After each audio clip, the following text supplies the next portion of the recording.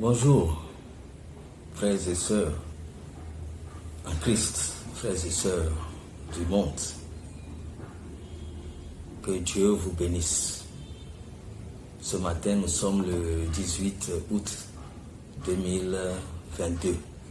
C'est votre frère révérend Georges David Ada. Et je voudrais encore m'exprimer pour éclairer l'opinion chrétienne, parce que c'est très nécessaire que nos yeux s'ouvrent. Actuellement, c'est comme nos yeux sont fermés. Nous ne voyons pas.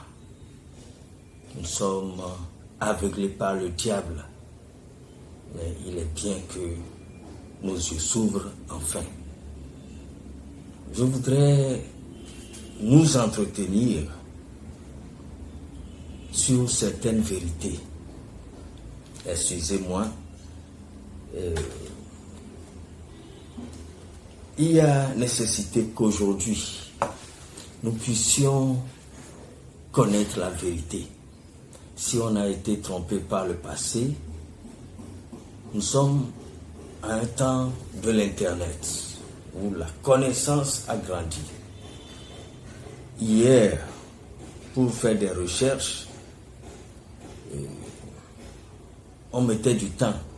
Aujourd'hui, il suffit d'aller sur Google et de mettre ce que vous voulez rechercher, même si c'est concernant la Bible, et vous avez la réponse instantanément. Donc, nous n'avons plus le droit d'être des idiots, des ignorants. Le monde actuel n'autorise plus. Même le catholique qui veut avoir des informations sur son église peut les avoir facilement. Donc, on doit aujourd'hui faire des recherches. Sur YouTube, il y a plein de témoignages. Et donc, il ne revient pas à nous de notre génération actuelle qui jouit. C'est vrai qu'on a un certain âge. Et par le passé, on n'avait pas ces avantages. Mais nous jouissons de cette génération qui bénéficie des avancées technologiques. Et on ne doit pas être en arrière-plan. On doit en profiter.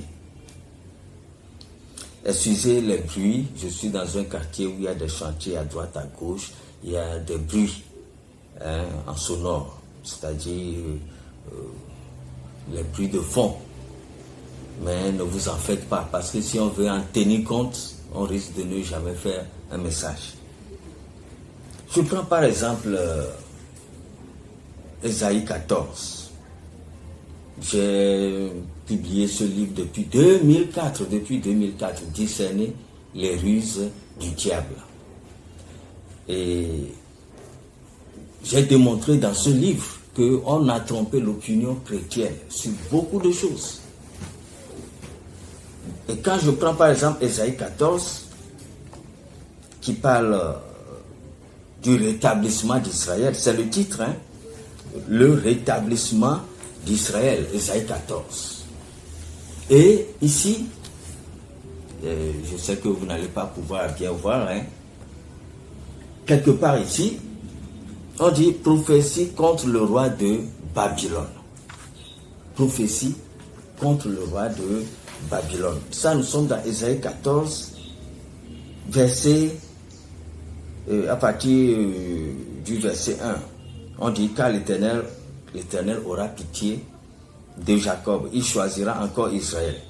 Et il les rétablira dans leur pays. Les étrangers se joindront à eux et ils s'uniront à la maison de Jacob. Des étrangers se joindront à eux. Les étrangers se joindront à eux. Maintenant, prophétie contre le roi de Babylone. Ça commence à partir du chapitre, du verset 3. À partir du verset 3. Prophétie contre le roi de Babylone. Et qu'est-ce qu'on a enseigné à l'opinion chrétienne? Il y a un passage dans cette partie-là le verset 12. Te voilà tombé du ciel, astre brillant, fils de l'aurore. Tu es abattu à terre, toi le vainqueur des nations. Donc, ce terme astre brillant, qui veut dire, ou qui est encore dit Lucifer en grec, vu si on prend ce terme, on dit qu'il s'agit de Satan. Et j'ai toujours dit non, non. La prophétie même concerne le roi de Babylone et c'est bien précisé. Celui qui a écrit, où Ésaïe dit clairement prophétie contre le roi de Babylone. Et ça a été mis comme titre. Mais comment se fait-il qu'un texte qui concerne le roi de Babylone, qui doit chuter pour que Israël soit rétabli, on l'attribue à Satan?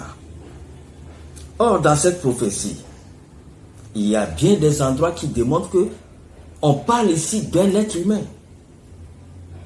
Je lis par exemple à partir du verset 16. Ceux qui te voient fixent sur toi leur regard. Ils te considèrent attentivement. Est-ce là cet homme qui faisait trembler la terre, qui ébranlait les royaumes? Est-ce là cet homme? Verset 16. Est-ce là cet homme? Ça veut dire qu'on ne parle pas d'un esprit, on ne parle pas du diable. On parle d'un être humain qui réduisait le monde en désert, qui ravageait les villes et ne relâchait point ses prisonniers. Tous les rois des nations, oui, tous reposent avec honneur.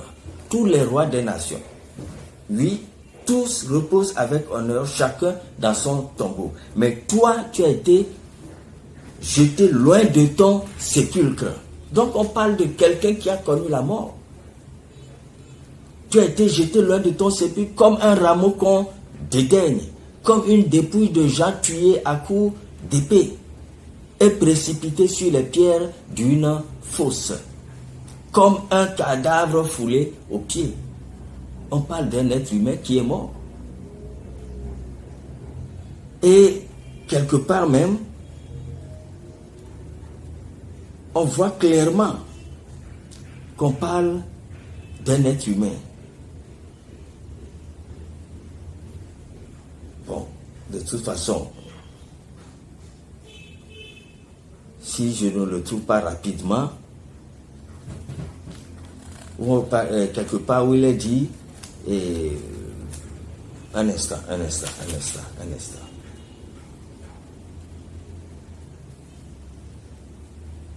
Bon, de toute façon, j'y reviendrai. Ce qui veut dire que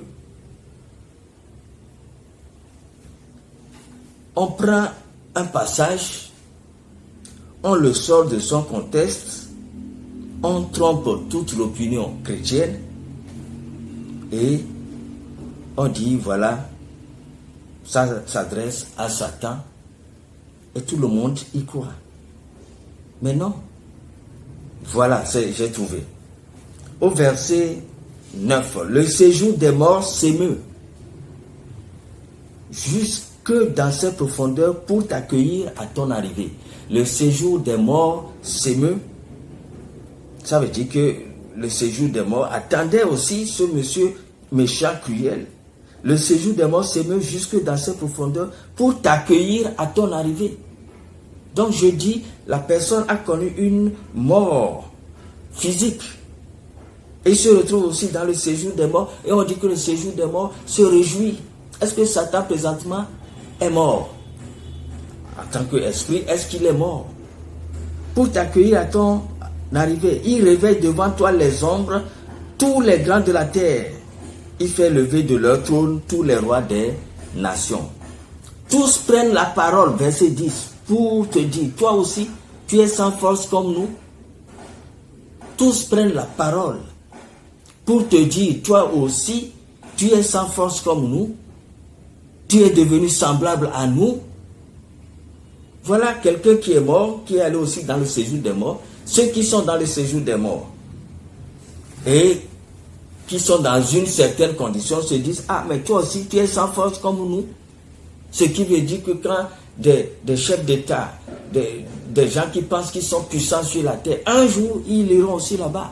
Et des gens vont les accueillir. Le séjour des morts même va se réjouir du fait que ces personnes ont fait du mal aux gens. Ils ont le pouvoir de vie et de mort sur les gens. Ils emprisonnent qui ils veulent, injustement. Mais ils oublient ceux qui sont forts sur la terre. Ils oublient qu'un jour, ils iront là-bas. Et ceux à qui ils ont fait du tort les attendent aussi. Tu es devenu semblable à nous. Toi aussi, tu es sans force comme nous. Les cortèges, tout ce qu'on a comme honneur, gloire sur la terre, ça ne vous suivra pas là-bas. Au contraire, vous allez là-bas, vous commencez par rendre compte pour les souffrances que vous avez imposées aux hommes. Donc ta magnificence, verset 11, ta magnificence est descendue dans le séjour des morts, avec le son de telle lutte. Et ce que je cherchais, sous toi est une couche de verre, et les vers sont ta couverture. Ça veut dire que dès que le corps va dans le tombeau et sous la terre, ce ne sont que des vers. Ça pourrit, ce ne sont que des vers qui vont bouffer cela après. C'est ça qu'on dit, sous toi est une couche de verre et les vers sont ta couverture. Ça dit pour le corps physique. Mais l'âme qui continue ira à un lieu de tourment.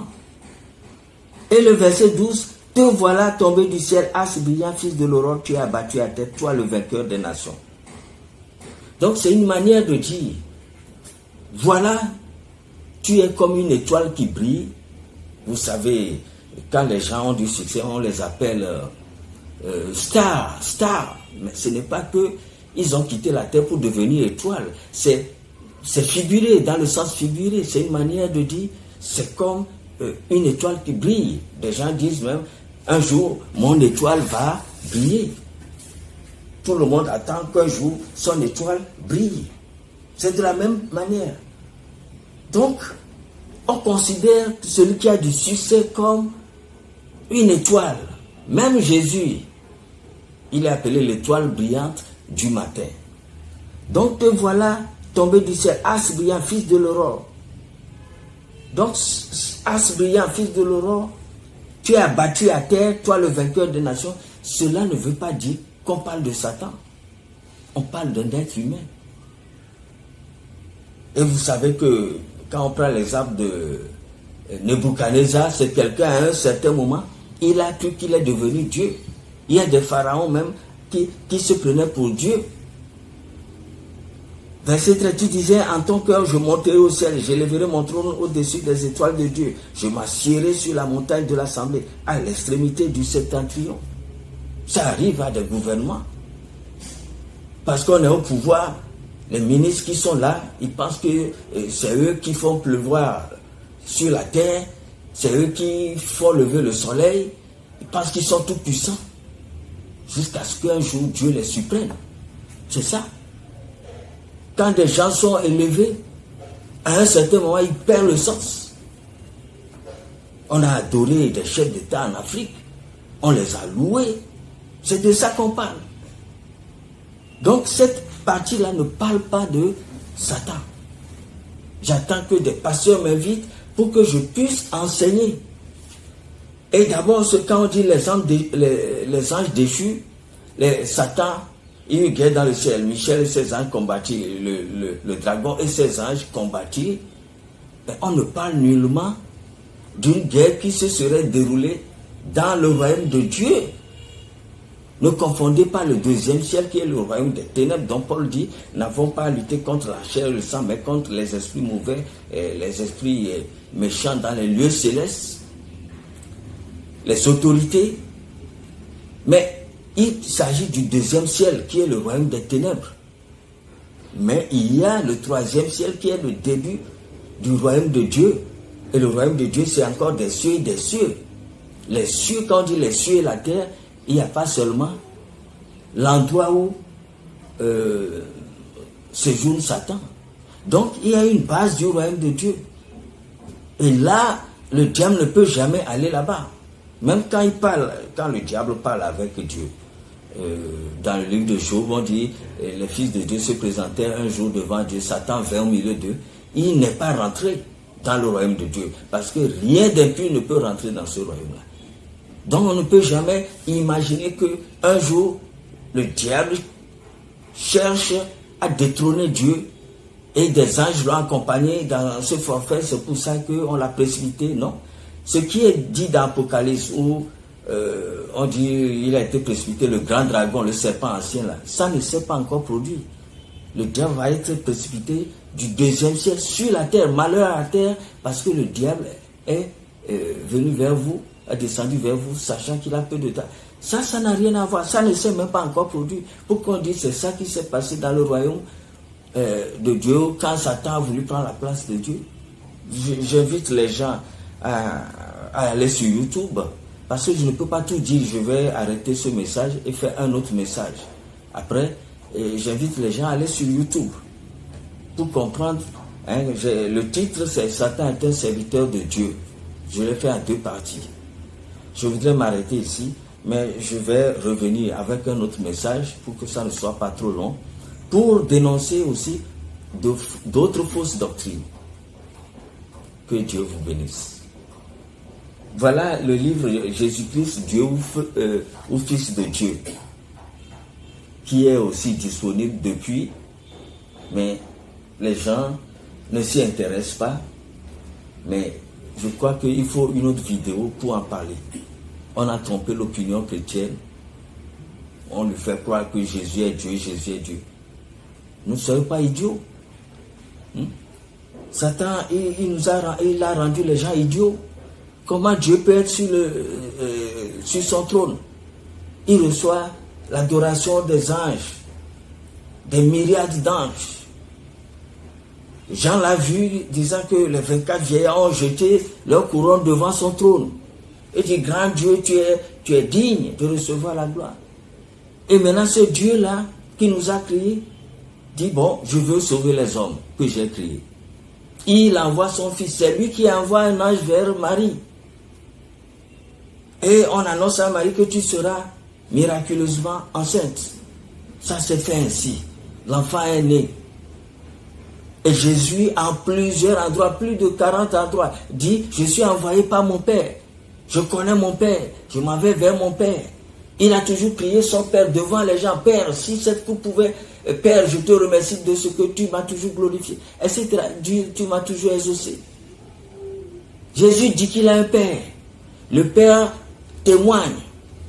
Le jour du baptême et de la transfiguration sur la montagne. C'est mon fils bien-aimé. Mais quel est votre problème à vous? Et dans les épîtres de Jean, il est dit, quel est le témoignage qu'on doit recevoir? N'est-ce pas le témoignage de Dieu? Et c'est Dieu qui rend témoignage pour son fils. Mais où est notre problème?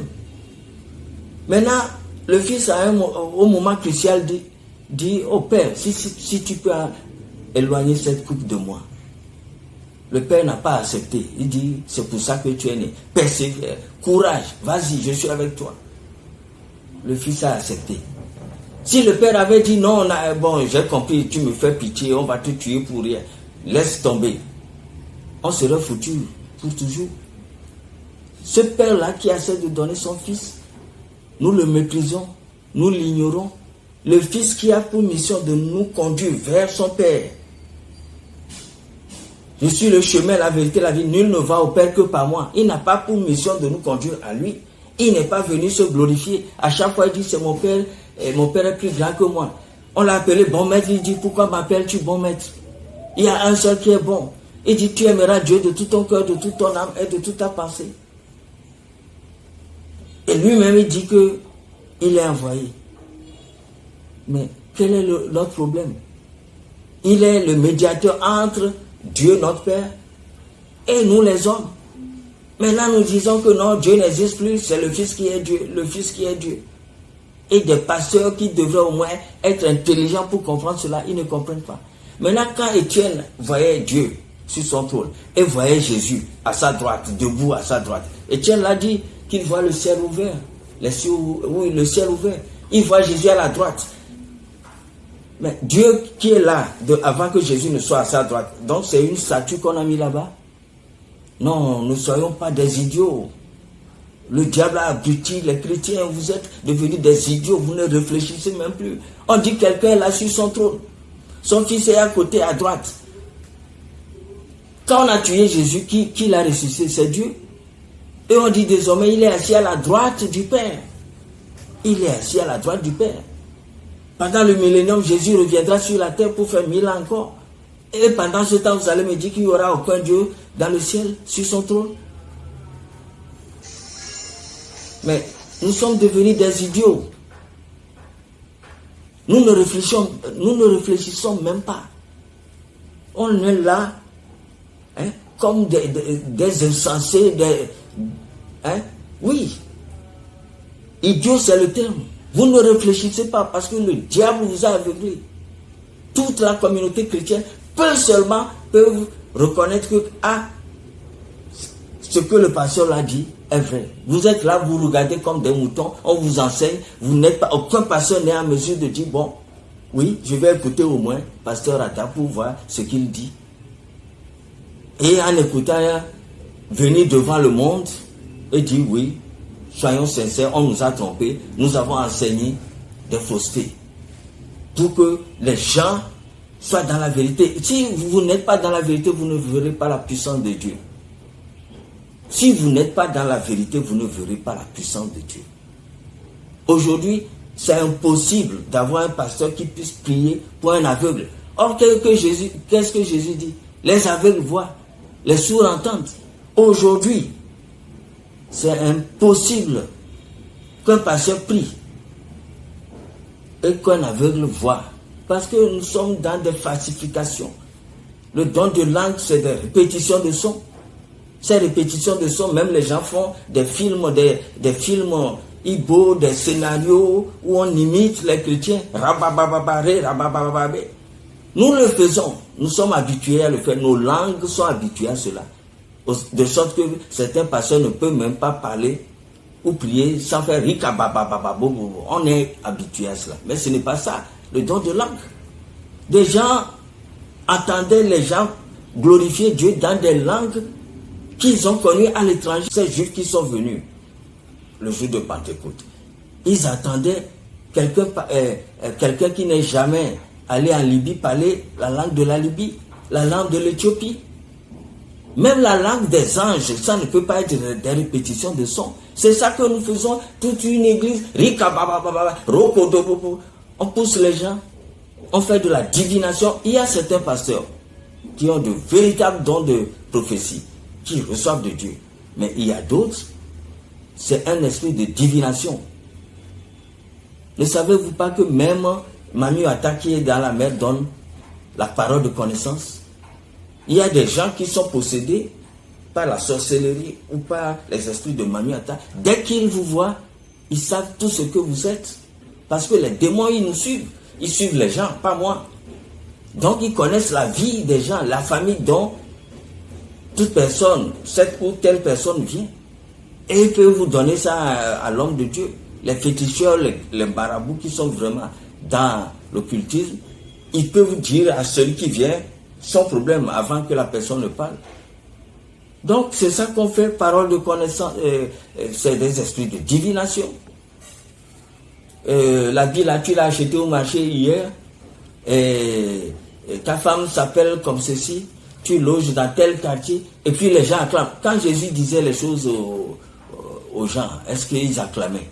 C'est pour acclamer, pour dire tu es fort? Mais non. On pense que si le pasteur lève la main, les gens doivent tomber. Le Saint-Esprit est une puissance qui vient sur nous pour qu'on soit des témoins. C'est les démons qui font tomber les gens par terre. Mais on parle, vous ne voulez pas comprendre. Depuis quand Jésus a levé la main, les gens sont tombés. C'est les démons dont on nous a parlé dans la Bible qui font tomber les gens. Mais quand Jésus, même cette femme qui souffrait de perte de sang pendant 12 ans, a touché Jésus, Jésus m'a dit une puissance, une force est sortie de moi. Mais cette force n'a pas fait tomber la femme, au contraire, l'a guérie. Les démons sont là, pilules dans les rues. Vous, pasteurs, qui faites tomber les gens, vous êtes incapables de chasser ces démons de ces fous-là. C'est ces fous qui ont besoin de délivrance. Parce qu'ils ne se possèdent plus et ils voudraient que quelqu'un les délivre. Que leur famille les amène des rues ou bien des camps où on les a internés. Et que vous, pasteurs, qui pensez que vous êtes tout puissants, vous levez la main, les gens tombent là. Que vous les délivrez. Mais vous n'êtes pas capables. Les vrais démons, vous n'êtes pas capable de les faire partir. Les fous sont là, ils demeurent fous. Leurs familles ne savent que faire. Les familles sont prêtes à emmener leur fou dans une église pour que le fou là retrouve son intelligence. Il n'y a nulle part où aller. Des gens ont des aveugles parmi leurs enfants ou dans leur famille. Ils sont prêts à amener cet aveugle-là chez un pasteur pour qu'on prie, pour qu'il voie. Parce que Jésus guérit les aveugles, il guérit les sourds, il guérit les cancéreux. Mais non. Parfois, c'est Jésus même, quand des gens entendent la parole, il invoque, lui-même il descend pour guérir les gens. Mais l'Église aujourd'hui n'a pas de force. Parce que vous êtes dans le mensonge. Celui qui est Dieu, vous le confondez, vous dites que c'est le Fils qui est Dieu. Comment on peut dire à tue-tête que le Premier ministre, c'est lui qui est le président? La parole dit Jésus même, si le Père lui a soumis tout ça, lui-même, il va se soumettre. Paul dit que Dieu est le chef de Christ. Jésus dit, mon Père est plus grand que moi. Je m'en vais vers mon Père qui est votre Père, vers mon Dieu qui est votre Dieu. La vie éternelle, c'est qu'il te connaisse, toi le seul vrai Dieu. Cette parole, toutes ces choses sont écrites afin que vous croyez que Jésus est le Christ, le Fils du Dieu vivant. Je crois que c'est dans Jean 20. Si je ne me trompe pas. L'autre, c'est Jean 17, toi, la vie éternelle, c'est qu'il te connaisse, toi, le seul vrai Dieu. Mais est-ce que vous connaissez le vrai Dieu? C'est le Fils qui est venu nous montrer son Père, qui nous montre qui est Dieu. C'est lui que vous attrapez pour dire que c'est lui qui est Dieu. Tout comme on a des prophètes, des pasteurs, qui sont dans certains pays, qui disent que c'est eux Jésus-Christ, et les gens pensent que c'est eux Jésus-Christ. Ils y croient. C'est dommage, hein? Une dame, quelque part, va dire que c'est elle qui est Dieu, et les gens abrutis croient en cela que cette dame-là qui est mortelle est Dieu. Un prophète à droite, à gauche ici, dit qu'il est Jésus-Christ, et les gens y croient. Et il a une grande église. Mais vous êtes des abrutis. Je vais terminer. Le second message va concerner le péché originel. Et là, j'invite les branhamistes, ceux qui sont dans le message de Branham, à suivre. Dire que Ève a couché avec le serpent, c'est faux. La Bible n'a jamais dit cela. Et dans la deuxième partie, je vais en parler. Ève n'a jamais couché avec le serpent. C'est une erreur grave. Ce n'est pas parce que votre prophète l'a dit, alors il faut y croire bêtement. J'ai tout le respect pour le prophète Branham.